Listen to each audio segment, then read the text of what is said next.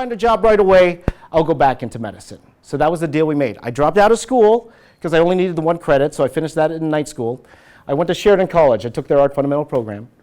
And at that time, it was the mid-90s. At that time, Disney was coming up to Sheridan College and plucking people out of the animation program at the 2nd year, okay? So I was trying to get into that program, like everybody else in the country was trying to get in. I didn't get in, okay? I wasn't good enough, okay? So I fell back on illustration. And actually, it was a good thing. I took technical illustration. Actually, there were 2 illustrations. There was one called interpretive and one called technical. The reason I went to technical was because I was about to fail interpretive. That's what happened. My interpretive teacher told me, hey, you're going to fail. But if you go into technical, I'll give you a D. I'm like, okay, I'm going to technical. That's what I said. Okay? Which is actually good because it taught me how to draw buildings and all that stuff. So that was a good thing. Because my last year of college, I needed a field placement. Okay? So I cobbled together a portfolio. I went to Fan Expo, Canada, and I started shopping my portfolio around to all these different companies. Okay? I went to Top Cow. They liked my stuff. They gave me a card, say, we'll call you. They never called. That's fine. But there was this one company, it was called Dreamwave. Okay? It's not DreamWorks, Dreamwave. And what they did, they specialized in comics that looked like Japanese anime. Okay? I'm not Japanese. You saw my stuff. That's not Japanese anime, right? So I didn't think I'd have a shot, but my friend pushed me to go talk to them. So I went to talk to them, and the guy there, his name's Sigmund, a good friend of mine today, he looks through it and is like, oh, this is great. Here's a card. So I got the card, and then the next few days, I'm trying to call this number, right? They give me a number. I'm trying to call this number. Nobody's picking up the phone. I tried 10 in the morning, 12 in the afternoon, right? 4 o'clock in the afternoon. Nobody's picking up the phone. I'm like, did they give me a fake card? That's what I thought, right? And then I read in a magazine that the owner, he did this interview where he's like, oh, I have 3 comic book pages to draw today. Good thing I woke up. And it was 12 a.m. I'm like, okay, these guys are night owls. So that night, 3 o'clock in the morning, I called the studio. Somebody picked up. It was his brother. He picked up. He's like, hello? He's calling at 3 in the morning. And I said, oh, Sigmund gave me the card. Can I come by? And they said, sure, come by tonight. Come at 9. Okay, that makes sense. Right? So I got there at 9 o'clock. So I had a meeting with the owner. His name's Pat. And he looked through my stuff. And he wasn't too interested because, again, my stuff's not really Japanese anime. However, I did do 2 things. I noticed he hired background artists. I did 2 things. I took 2 covers that he did that didn't have a background, and then I drew a background behind it. And then he stopped at those 2 pages, and he's like, oh, these are pretty cool. I'm kind of liking this. Now, when he saw that, his brother rushes into the room. And he goes, hey, Pat, we got a problem. He's like, what's the problem? He goes, well, we got to get this issue out of Neon Cyber number 5. The background artist, he can't come in today. What are we going to do? He looks at me and goes, are you free tonight? That's what happened. And I have it right here. My very first comic I worked on, Neon Cyber number 5. 1 page. Actually, 3/4 of a page because I was super slow. And I drew bricks, I think. I don't even remember where it was. I drew bricks, and I had to leave the next day. But that was my introduction. And I told him about the placement. He said, okay, come on in. Come on in. Don't worry, we'll pay you. I'm going to pay you what you're worth. And I was his main background artist. Okay, yes? I have a question. Sure. What inspired, how did you know, it sounds like you did some research. Yes. How did you know about the background artist part? Well, one thing that happened when I went to technical illustration, before I went into technical illustration, I was really good at drawing humans and horrible backgrounds.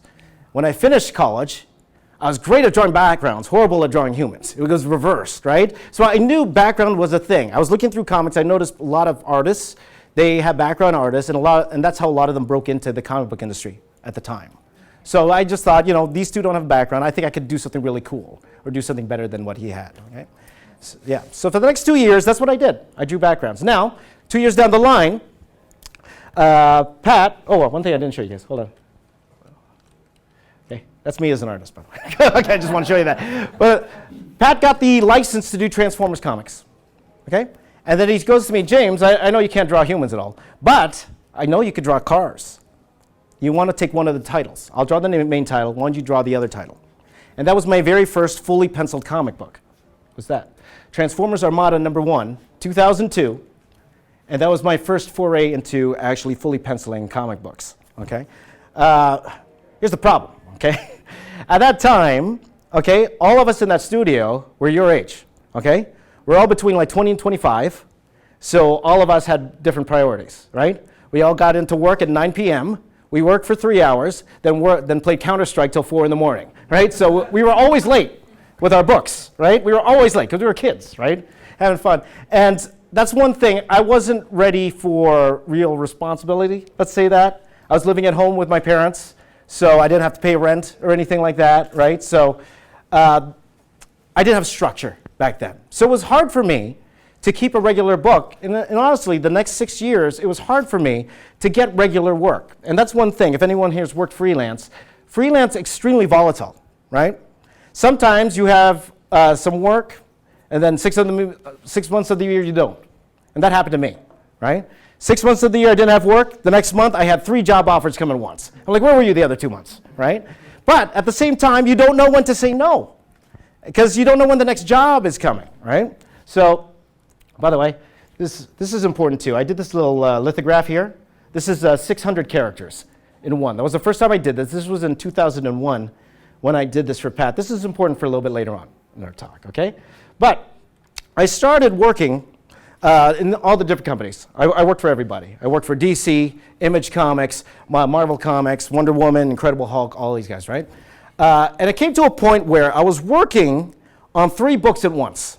Because again, I didn't know how to say no. I was working on City of Heroes for Top Cow. I was working on Transformers G.I. Joe for Udon.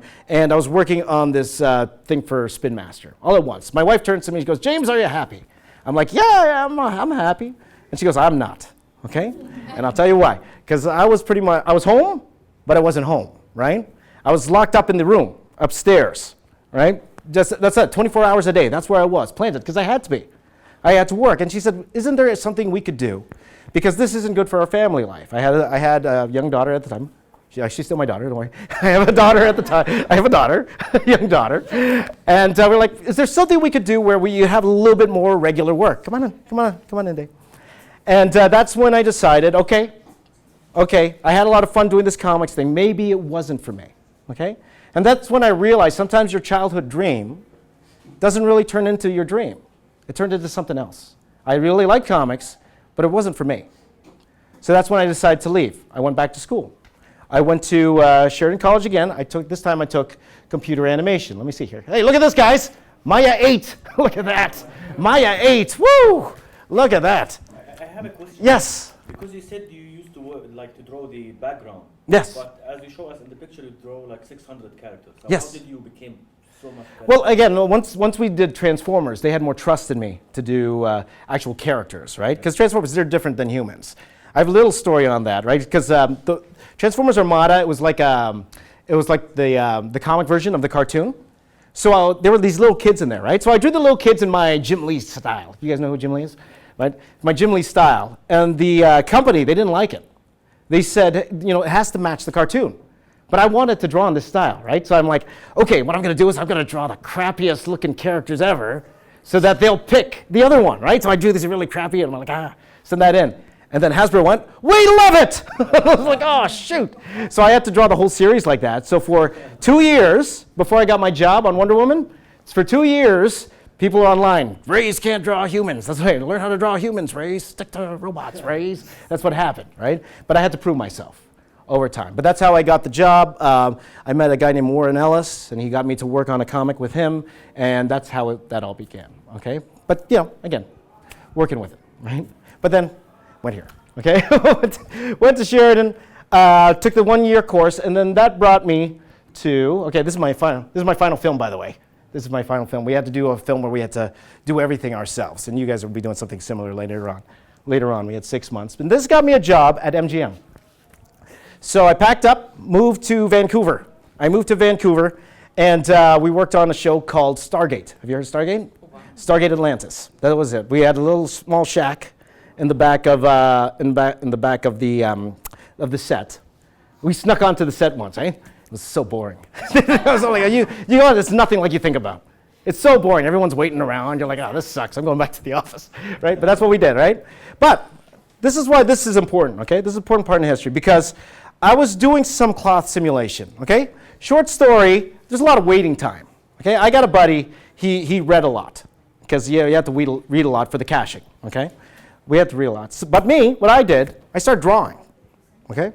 Started drawing. And I believe it's not next. This is what I drew, okay?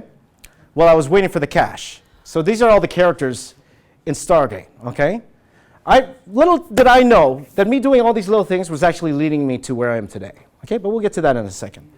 So I drew this, and my supervisor liked it a lot, and actually a lot of the producers liked it. At the end of the year, we had a crew party where all the actors, everyone who worked on set, we had this little party.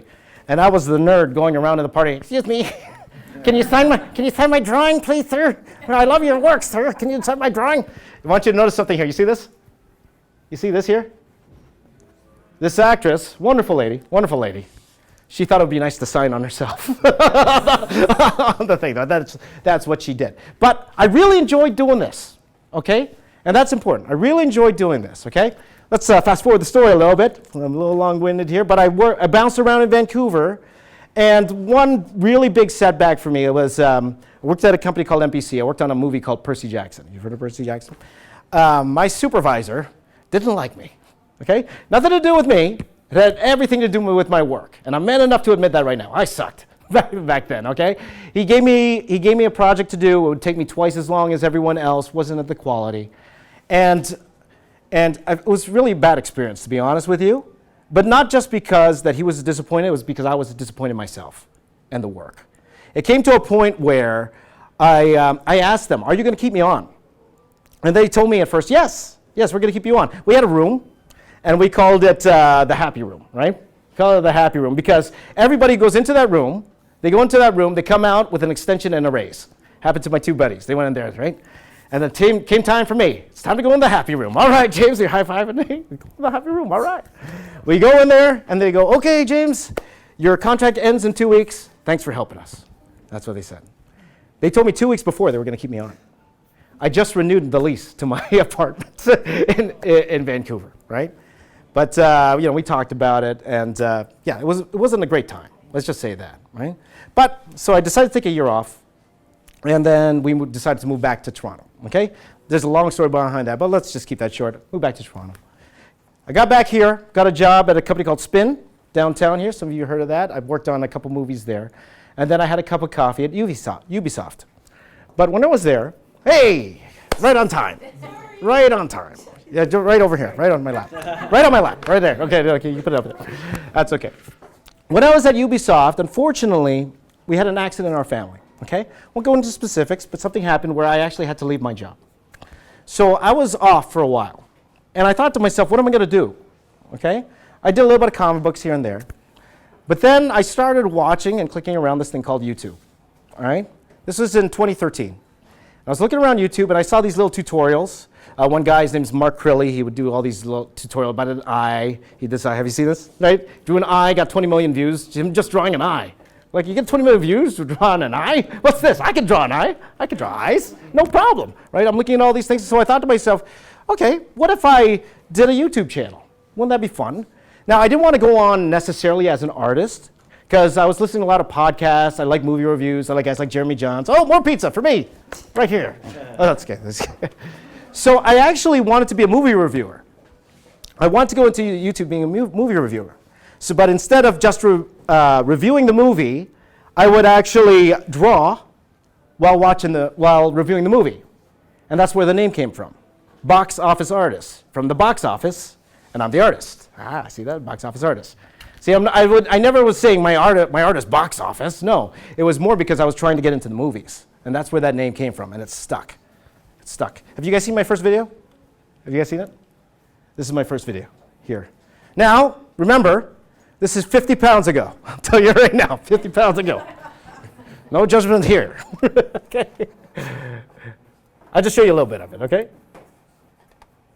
Oh, look at this guy. You see, I work for Marvel. I've drawn characters like Incredible Hulk, Fantastic Four, but they never paid me to do Iron Man. So I guess I'll have to do it here. Okay, so without going, so I would go here and then I would overlay images from the movies and give my analysis and all that stuff. So all the while drawing an image about the movie, okay? And that's where that whole Stargate thing came into. I liked doing that so much. I thought to myself, why don't I do that on camera? So I actually hired, well, I didn't hire, I asked for a favor from a couple of buddies, including him. He's been with me for a long time.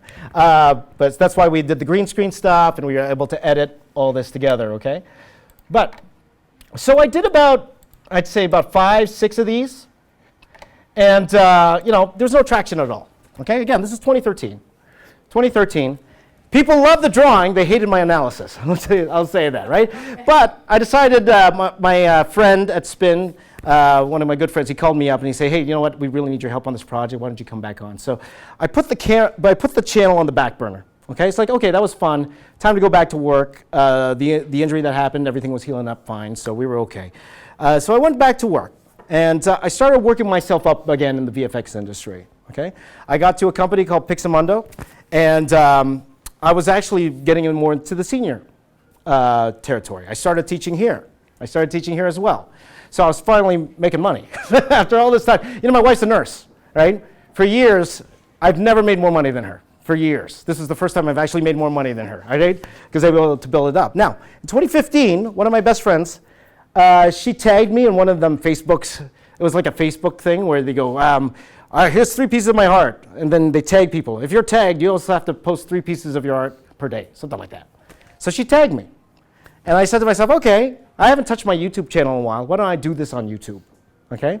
So I started doing this drawing on YouTube. And that's when the fire came back.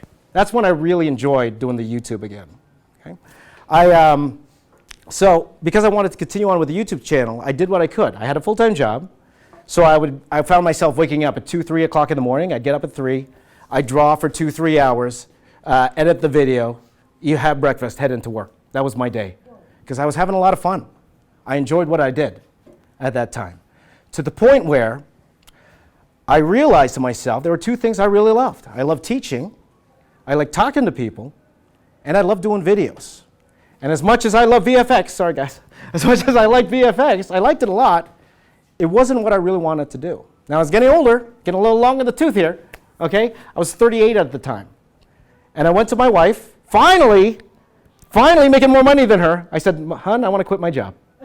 That's what I said. I want to quit my job. She said, what are you going to do? Well, I'm going to teach, and I'm going to make YouTube videos. And she said, you darn right you are. That's what you told me. So I put in I actually gave them 6 weeks because they need me to finish the project. Like, okay, I'll do what it takes to finish this project. Let me go. And that's when, in the summer of 2016, that's when I quit my job to go pretty much full YouTube. Now, I was teaching a lot. I was teaching here. I was teaching in Maximum a little bit as well. But I really didn't have a plan. I didn't have a plan. All I knew is I wanted to do art my way and on my own terms before it was too late, whatever we think too late is. I was 38. I wanted to give it a try before I hit 40. And that was my big thing. One thing I wanted to do was do a Star Wars piece. Okay, and if you look back at my vlogs, I actually talk about that as my early vlogs in 2016. I say, I'm going to draw the Star Wars piece that has every character in it. And then I thought to myself, a lot of people's done that.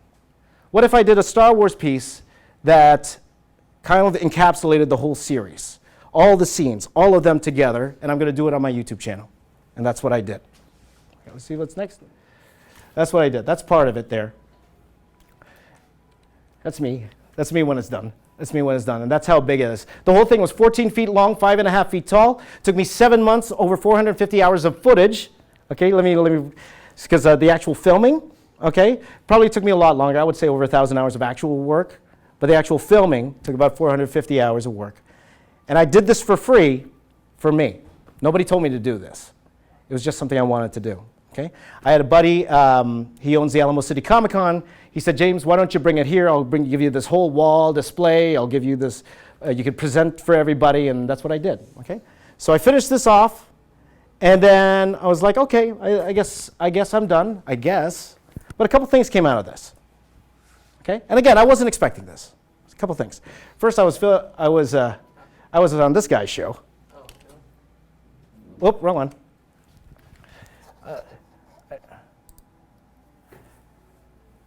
Is the volume on? Oh, I turned the volume off.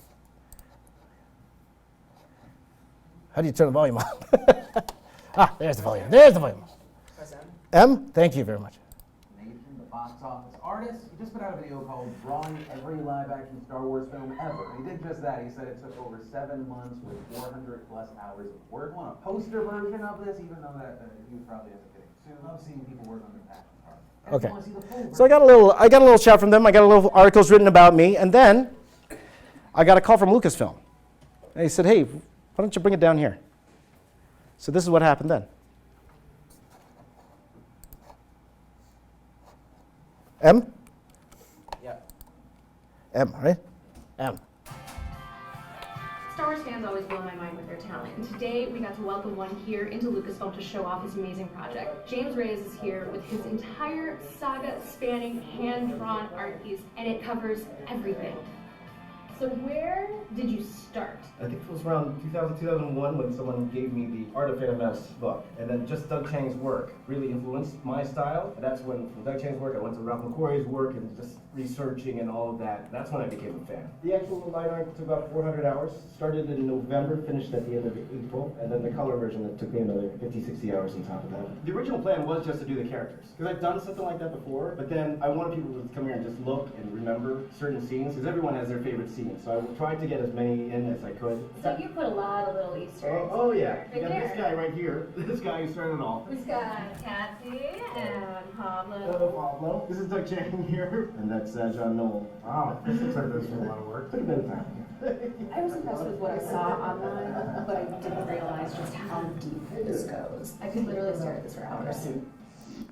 Okay, with all that, this is all fun and good. Yes. So we saw that, when you were drawing, you weren't really looking at pictures or anything. You Oh, were sure I just was. sitting and No, sure it was. Yeah. Those are called camera tricks. No. I usually have monitors up.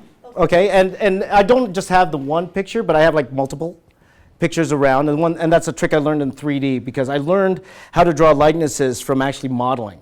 Once I started learning how to model, I started imagining the face more in 3D as opposed to just like a 2D image copying. So having like the side profile, I figure out how long like parts of their face are and all that stuff, it helps. So you don't see it here, but I usually have like 2 or 3 monitors up with all these different photos around when I go ahead and draw those type of things. Now, the good thing about doing it by yourself is you don't have an editor. You can do whatever you want. And that's the one thing, right? I didn't plan out everything. I had a general idea. But then I would just like, okay, I want to put this in. That's cool. Oh, I'll put this in. That's cool. And nobody cares, right? Because it's my thing. Right? So this brought me up to the summer of 2017. And I told my wife, you know what? I think I'm done. I'm good.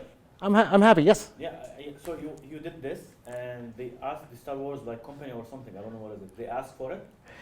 This one, no, they asked me to come down to be on the show. No, it's still mine. They got to pay money for that. But anyway, after that happened, I'm like, I'm done. It's time to go back to work. Here's the problem. I've been away from work for a couple years now, or about a year or so. Problem was I was senior artist, which means I made a lot of money, right? For the price of me, they could get 2 students in at that time, right? I couldn't find a job, right?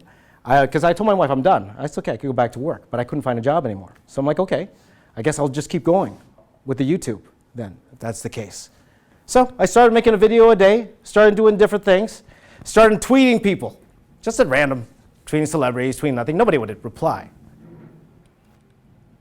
Okay, well that's in, by the way, that's me and Lucasfilm there. That's Andy, she's the host there, right? Nobody would reply, but then one day I sent a tweet out to these guys here. This was in September. Kevin Feige and Bob Iger. If you don't know them, Kevin Feige, the guy who runs all the Marvel movies. Bob Iger owns Disney. I just threw this out at like 2 in the morning. Whatever, I saw Kevin tweeting. And the next day, I get a DM from Disney's marketing manager. He messaged me, he's like, hey James, Kevin saw your stuff and he likes it. We want to do something, we're not sure yet, what yet, just know you're on our radar. That's what they told me, okay? Now, I've heard stuff like that before, and they haven't turned anything into anything. So I didn't want to get too excited at the time. But fast forward a few months later, in January, they call me up again. And then he goes, hey, James, we got this little movie coming out. It's called Avengers Infinity War. What do you think you could do for us in 5 weeks?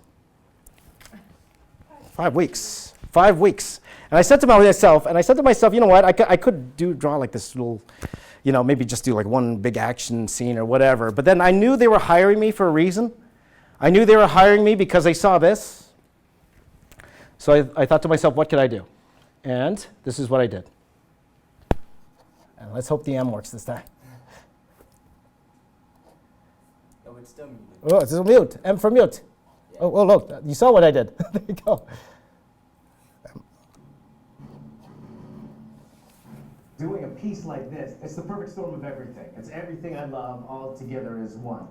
I love movies and I love drawing, and I tried to combine my comic book background with the movie background to my kind of style. I put together this big mural. I pretty much drew every single movie in their own image, but all of the images would combine to make one giant image. It was 18 movies throughout the 10 years of Marvel Cinematic Universe. Pretty much everybody in Infinity War will be there. Me, I'm like a Marvel fan. Like for me, this is like really a dream come true. It took about 250 hours altogether over the course of a month to actually put the whole piece together. One of my favorite pieces to work on was the Black Panther one. Mainly because all of the costume details that are in there, they're so intricate. Things like Okoye's outfit, like there's all these little lines and dots and little things. Even Black Panther's helmet, just to put that together was really, really exciting for me.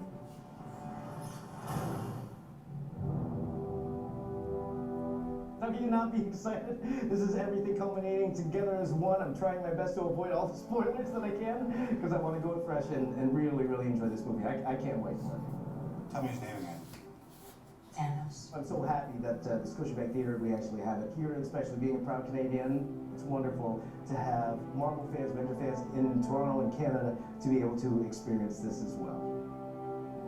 I'm hoping fans will go and look at this piece, and I want them to remember. It's not necessarily saying, oh, it's a good looking piece of art. I want them to go and see each piece and like, oh, I remember that movie. I remember how I felt during that particular movie. With each one, it's always a different experience, and for everyone, it's probably a part of their lives that it'll bring them back to. I want to bring that happiness to them through this piece of art. Okay. So this piece was shown in a few theaters around the world. Okay, they would have these big installations. This is in LA. And actually, you can't see this. My name's very tiny, right there. That's my name there. If you get close, it's a little bigger, okay? But they would have the piece on one side. They would have my bio on the middle, and on the other side, they would actually have all the videos of me drawing the piece. This was in LA, the UK. This was in China. I think I have China here, but this is the installation in LA. This is in China. All over the world, they had this particular piece here, right? So, yeah, hooray. Okay, hooray. Wait, I'm not done yet. Hooray for me. But what happened though, and you know, you're on this high, right? And unfortunately, right after this, a big tragedy kind of hit my family. And I won't go into what it was. I will say that we're still dealing with it even today, okay? But again, because of what happened, I said, you know what, I'm done. How can you get higher than this? I'm good. I'm going to go back to work. And then my wife said, no, because you don't like going to work. You don't like working for them. You know what you love to do, okay? Why don't you just keep doing it? That's what she told me. And at this time, I only had, well, I would say only, it's a lot. I had about 60,000 subscribers then. My channel didn't blow up yet, right? So I started doing videos again. And then I did this particular video with my son.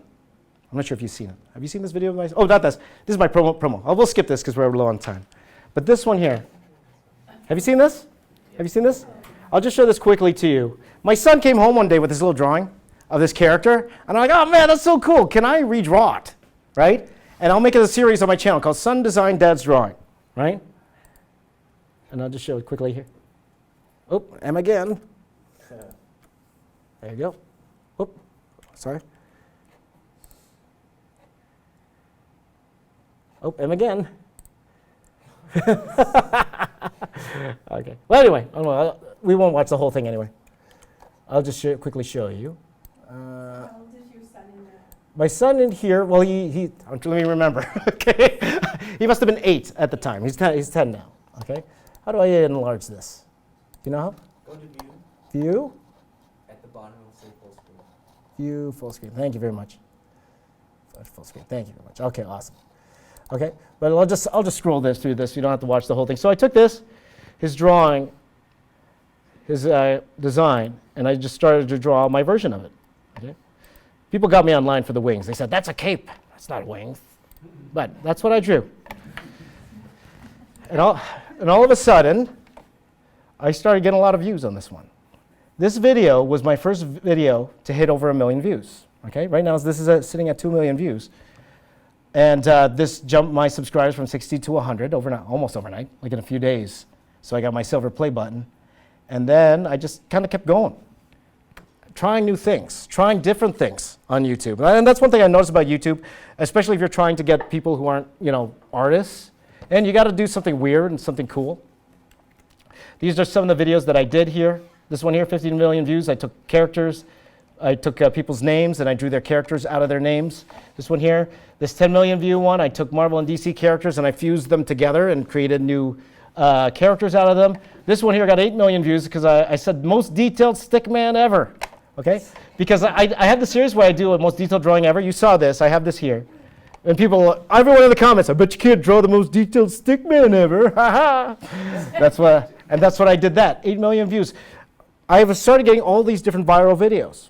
Okay, up to the point where it brought me to where I am today. However, I had this one video that I remember. It was the morning. I had to leave in 2 hours. I really wanted a video out. I was like, what can I do? I got to do something quick. Okay, I just want something up. So I said, okay, I'll tell you what. There's this challenge going around where you draw something for 10 minutes, for 1 minute, and then 10 seconds.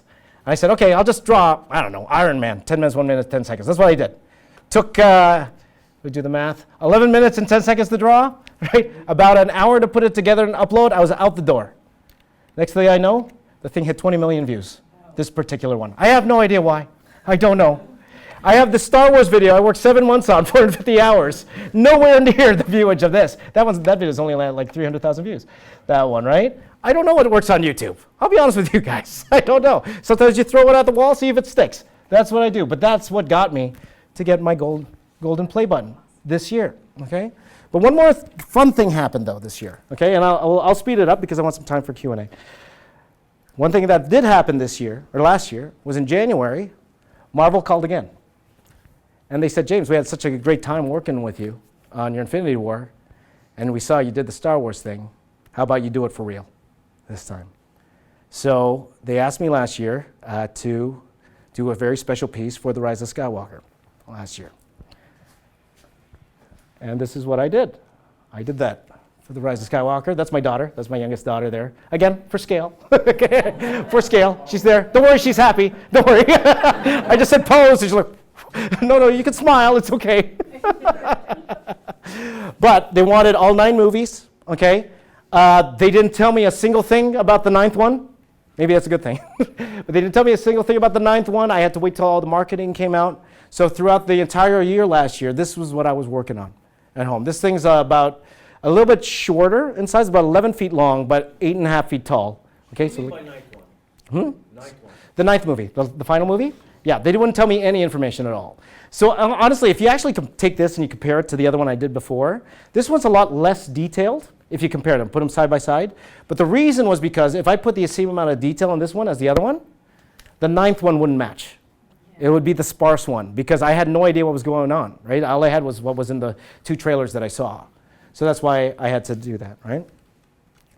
And then this is me a few weeks ago in LA, Scotiabank Theater, in LA Regal, live. Same type of deal. A little bit different this time. There's an actual walkway through here, inside here. And I didn't take the picture here, but inside here, there are the monitors in the inside, talking about me inside. On the other side is actually the black and white version of it, on the other side there. Okay, and this is in the Regal. I keep calling it. This is in the Disney Soho in New York.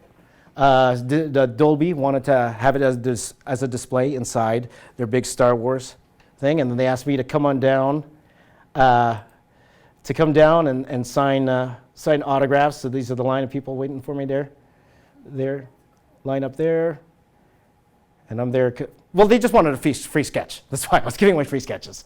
So I'm there, and I was drawing 3-minute sketches for everybody. Oh, look at that. Okay. But one more cool thing I got to do, and the reason I got to go to LA was because I was starting to get recognized by the YouTube community itself. So Dick Clark Productions, they contacted me and they said, we want you to help us with the Streamy Awards. Have you heard of the Streamy Awards? They're like YouTube's great awards, right? And they said, okay, James, what we want you to do is everyone who wins, we want to show you drawing the winner, okay? So I had 3 days to do this, right? So they sent me the list of all the winners, and I had 3 days to draw them, right? So let me just show you. I'll just scroll through this one quickly. This is, they asked me to do this twice. That's me. But for example here, health and wellness, they announced the winner, and then you would see me drawing in the corner here, right? While the guy came down. Okay, and it was a lot of fun because for me, I was getting accepted by the community in here, right? Just show you some of the pictures here. They're all saying, hi, James, that's a dancer. Don't worry, I show this to my mom. She has no idea who these people are. I believe a lot of you don't know who these people are. Don't worry about it. Don't worry about it. But here are a few guys that I met. This is Mark Rober. That's MatPat. I'm not sure if you've seen Film Theory. We have, never mind. Yeah, this guy. We have Rhett and Link there. Guava Juice is actually one of my good friends now. We do a few collabs together, you know. Marcus Brownlee, Casey Neistat. So part of the community now. So I'm done. Right? I'll be honest with you too. The amount of money they paid for me for the Star Wars thing, the only reason I really took that job was because for me it completed the story. It completed my journey, right? Everything I was building up to led to me finishing that Star Wars piece for real, right? I'll be honest, if I just would have stuck with YouTube, I actually would have made more money if I stuck with the YouTube. But I did it because I wanted to finish the story. And that's what I did. I finished the story. And now I get to tell that story to you guys. That's why I'm here, okay? I am. Okay, so we got about, what, 15 minutes? 8 minutes. I talk a lot. Yes, please. When you're saying your story, I keep feeling you did a lot of stuff, of course. Yes. I keep feeling you keep struggling even till now. Oh, yeah. Struggling. Oh, yeah. What's your next step, or it's never ends? It never ends. So what do you see, where do you see yourself? And it's really tough what you're saying. Like I feel like what's going to happen the same for me. Like yes. Even when you are successful, it's really tough with you. Yeah. Yes. No, for sure. And that's the thing. It never stops, and it's not going to stop for you either, because that's what life is. Life's never, you find your perfect thing, and then that's it for the rest of your life. No, it's not. Because even when you do find the perfect thing, sometimes you get bored with it, right? You got ADD like me. You got to keep going. There's always something that you want to do, right? Or you get bored of the same thing that you've been doing for like 10 years or whatever, right? You're in animation, right? Yeah. You're going to animation, right? And that was the thing with me. I thought when I was in VFX, I was set. Okay, I'm good to go now. I'm good to go. And then I realized, no, I'm not good to go. I don't like this, right? And that's one thing you should realize too. It's okay to change your mind. It really is. Life's long. I'm an old guy, okay? Well, not old. Okay, I'm an old guy. I'm an old guy compared to you. Now, to these guys, I'm ancient, right? To us, we know. We feel young, right? To these guys, I'm an ancient guy. But, right, even though whether you're 30, 40, it's okay to change your mind. Don't think 30 is the end. I thought that, right? I have to get it all figured out by the time I'm 30, or else, right? No, it's not true. It's not true. There's a lot of 40-year-olds who haven't figured it out yet. A lot of 50-year-olds who haven't figured it out yet. And the biggest thing is, for all of you guys, you got time. Man, I wish I had time like you guys. You're young. You have the whole world in front of you, right? Why saddle yourself to just one thing when you could try all these other things at the same time? Yes. Yes. I heard you mention your wife several times. Yes. Yes. And she sounds very supportive. Yes. Because some of those decisions affect your family. Yes. And obviously it was affecting you, and she noticed, and she supports you. Yes. You talk about support when you're doing the kind of work that you're doing? Yes. Yes, for sure. And that's important. But Family, but that's the problem though, because I'll tell you, my mom was not supportive. I'll tell you that. But no, supportive enough to let me do what I wanted, right? Yeah. To try. But I'll admit to you guys today, my mom still thinks I'm unemployed. I'll tell you that. But even, you know what the hardest part was when I quit my job a few years ago? It wasn't telling my wife. It was telling my mom, right? I had to tell my mom I had this full-time job, I got to quit. So I was so scared.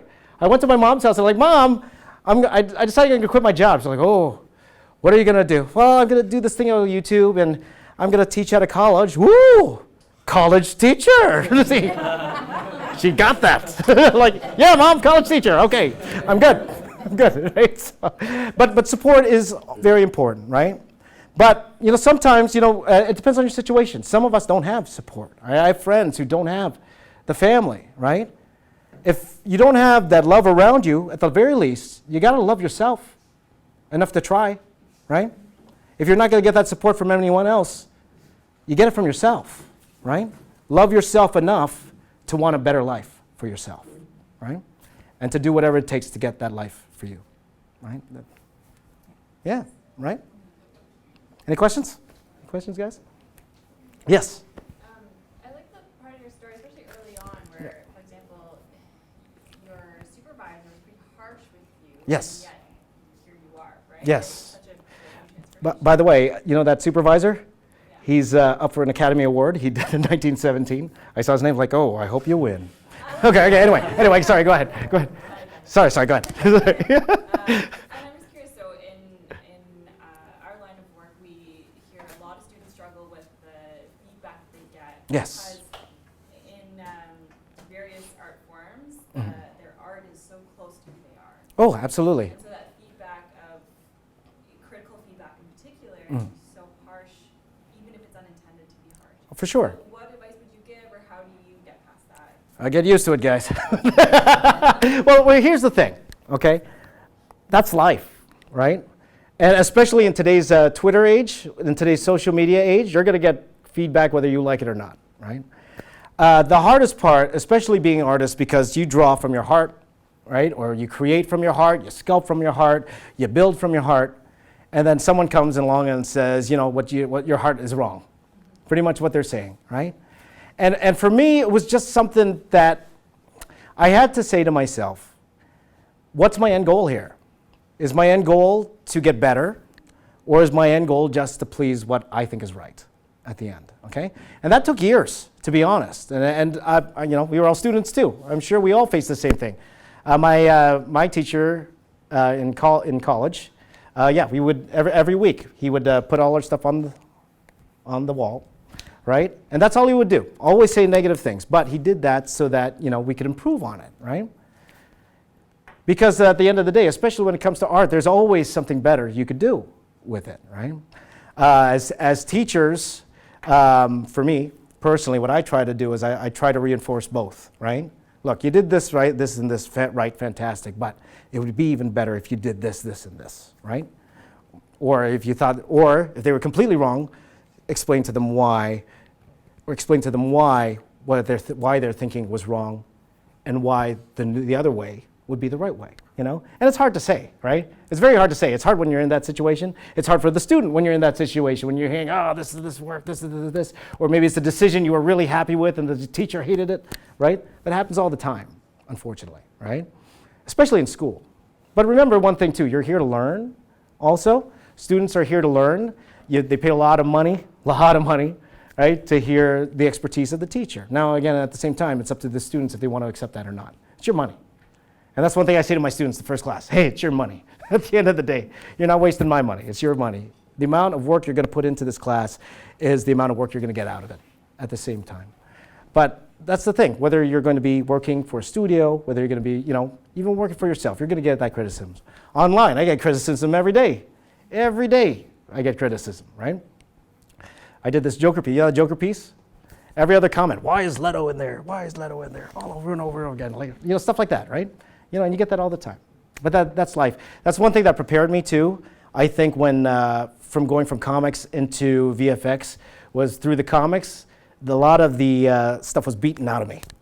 A lot of the criticism was beaten out of me, where you have to be a little bit more humble with your work. A little bit more humble with your work. I actually struggled with that with new YouTubers. A lot of new YouTubers, they come up to me for advice. And this one guy, oh boy, this one guy, I was like, these people are criticizing your work. They have a little point here. You might want to listen. He's like, oh no, if I have 500 subscribers, he says to me, right? I'm like, come on, man, you gotta listen. Then I realized the kid was 12. Right? I was like, the kid, I was like, oh, okay. You're gonna let, well, a lot worse than that, kid. I'll tell you that much, right? And that's the unfortunate thing, right? But we do our best as teachers, and as students, you do your best. Remember, why are you here? You're here to learn, okay? So we're supposed to tell you the negative stuff so you can fix it at the end of the day. right? So I don't know if that answered your question or not. I just kind of went on. That's what I do when my students ask me a question I don't understand. I just keep talking, and maybe they'll forget the question. Okay. Okay. Anyway, any more? We hate to do this, Yes. but there's a class in 2 minutes. Fantastic. And here, but Yes. students want to talk to you. When's your class? My class is in an hour. In an hour. I have a class in an hour. Do you mind? There's space down in 107. Sure. Students want to talk to you. Okay. And then take the food there as well. Okay, let's bring the food down there. Yeah. Let's bring the food down to 107. By the way, if any of you guys are interested, I brought a whole bunch of prints and stuff. If you want to take home, everybody can take some home, okay? But we'll do that downstairs, okay? We'll do that downstairs, all right? Right on. Yeah, no, for sure. I talked a lot. No, thank you so much. Thank you. Thank you very much. My son is 17 years Oh, old. yes. And then he says hi. Oh, say him. Oh, sorry. I thought he was there. Hello. Oh, He says, oh, mom, please, is this James? I said, Yes. Oh, really? Oh, there you go. Yeah, he says. What's his name? Juan. Juan? Okay. Yeah. Oh, nice. The box office artist. Yeah, real. Oh, that's great. You want me to do a video message for him? Would you like that?